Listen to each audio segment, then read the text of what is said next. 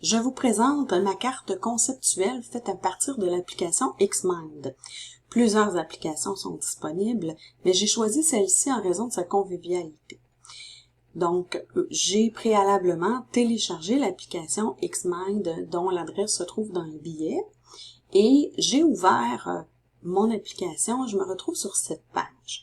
Puisque ma carte est déjà faite, ce que je vais faire, c'est que je vais ouvrir n'importe laquelle là, des cartes qui se présentent. Je vais aller dans Fichier, chercher dans Cache de fichiers. Donc, toutes les applications, toutes les cartes qui ont déjà été créées s'y retrouvent. Comme vous voyez là, je me suis amusée à jouer avec beaucoup. Donc, je vais aller à la dernière fois où j'ai enregistré. Donc, c'est ici et je vais récupérer ma carte. Alors, vous voyez ici, je peux zoomer, dézoomer comme je veux. Si, par exemple, là, ma carte, elle est complète, ce que j'ai fait, c'est que je suis partie vraiment du canevas présenté. Ici, c'est mon sujet de base. J'ai rempli les cases des sous-sujets. Et j'en ai eu besoin de plus. Donc, je suis allée en ajouter ici. Donc, sous-sujet, j'ajoute. Donc, ici, c'est mon ajout. Là, je trouve que je vois pas super bien mes trucs. Donc, je vais augmenter un peu. Donc, voilà mon ajout. Je peux y ajouter encore d'autres sous-sujets, comme ici. Donc, je dois aller sélectionner ce sous-sujet, en ajouter un autre. Je peux encore aller en ajouter un autre si je le souhaite. Bon, vous voyez ici. Je peux également, si j'ai beaucoup d'informations et que je veux les résumer, aller ajouter un petit résumé. Donc, il vient comme sélectionner l'ensemble de la branche et vous pouvez ici, là, y présenter votre petit résumé. Dans les sujets, les sous-sujets, je peux toujours mettre des relations. Donc, j'ai sélectionné sous-sujet 1 que je veux, par exemple, mettre en relation avec mon résumé. Donc, je vais le mettre ici. Oups! Là, j'ai fait un sujet flottant puisque j'ai pas sélectionné au bon endroit. Donc, je pars mon sujet. Je vais le mettre, par exemple, dans le résumé. Vous voyez ici, là, il est sélectionné. Et une fois que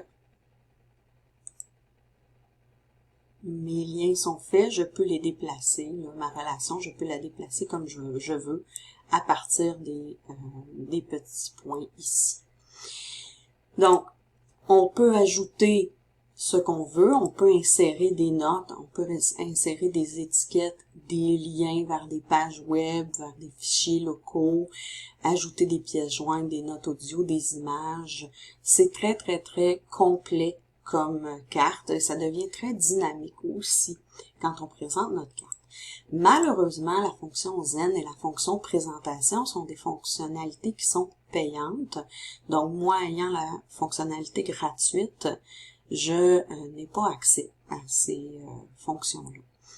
Dans mon menu, ce qui est intéressant, c'est que je peux modifier ma mise en page comme je le souhaite. Donc là, j'ai sélectionné mon sous-sujet ajout. Je peux changer si je veux lui donner une apparence particulière ou je veux lui donner, je veux le mettre comme en avant-plan. Donc, je peux remplir avec une couleur, je peux changer mes liens, je peux changer mes thèmes, je peux ajouter des émoticônes, des images, pas des images, mais des petites étiquettes, des symboles. Je peux même, j'ai même accès à une banque d'images que je peux ajouter. Là, je l'avais pas sélectionné, donc je peux l'ajouter ici, ce qui rend la présentation plus dynamique, plus conviviale. Une fois tout ça fait, si par exemple je me suis trompée, je veux pas ajouter mon résumé, je n'ai qu'à cliquer à droite et supprimer. Et si je veux supprimer la branche au complet, je vais chercher l'élément le plus au début et en supprimant tout ça, hop, là j'avais sélectionné juste l'image, en supprimant tout ça, je sélectionne la branche au complet, je supprime la branche au complet.